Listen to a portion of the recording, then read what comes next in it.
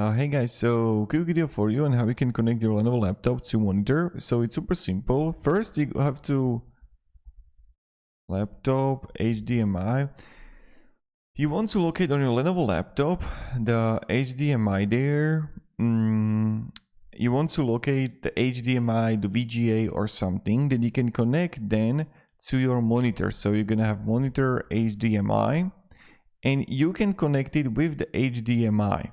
So this is the first way when you're gonna have the HDMI cable. It's going to look like this. So you're gonna connect it to your monitor and then you're gonna connect it to your Lenovo laptop. Now, another thing what you can try to do, you can connect it with the VGA. If your Lenovo got VGA,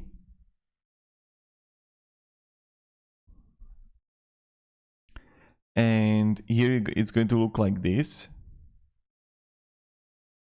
And even like you just want to locate the VGA or DVI and DVI port, or just like look for a port that you can connect on what kind of cable you have, like VGA, HDMI or display port.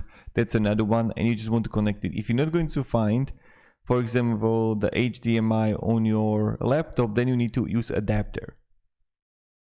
So that's it. So you can have like HDMI VGA adapter.